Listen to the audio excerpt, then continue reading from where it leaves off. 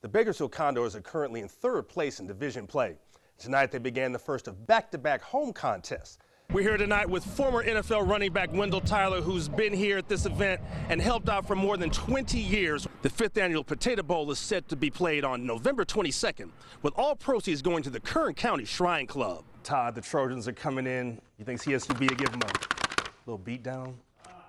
Thanks, John. With just under 5 minutes left, the Mustangs are off to a 20-0 first-half lead.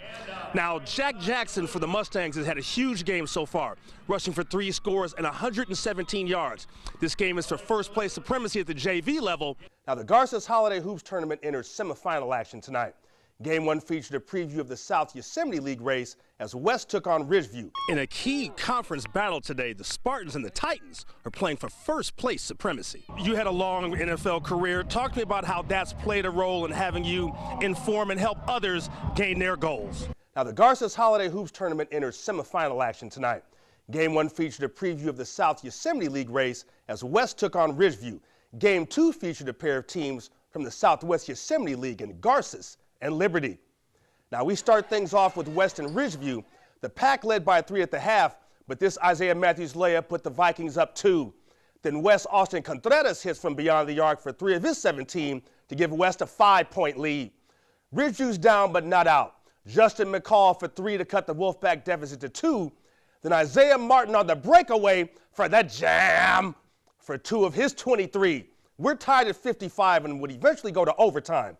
And your extra frame, Terry Phillips with the bucket, Vikings by 5. But Sheldon Cronin gets 2 of his 21, and the Wolfpack begin to take control. Jordan Roberts is going to hit the triple, and he's not done yet, as he does a remix for another 3. Ridgeview would survive with the 80-76 overtime victory. Now, Centennial High product Cody Kessler confirmed what many thought would happen. He will return to the USC team as a quarterback for his senior season. UCLA has a star quarterback of its own in Brett Huntley, and the Bruins took on Kansas State today in the Alamo Bowl. Now, Huntley and the Bruins gave K-State the business early with this first quarter TD run, and UCLA would build a 31-6 lead at the half. But Wildcats quarterback Jake Waters with the TD in the 4th on this quarterback sneak to pull K-State to within 7 at 34-27. But the Bruins are going to wrap things up when Paul Perkins takes the handoff and breaks free for the long touchdown run. UCLA would survive and held off Kansas State for the 40-35 win. Pitt and Houston in the Armed Forces Bowl. Houston trailed 31-13 in the 4th, but this Deontay Greenberry touchdown trims the deficit to 31-20. Later in the quarter, trailing by 14, Houston with the onside kick, and the Cougars would cover with just under 2 minutes to play.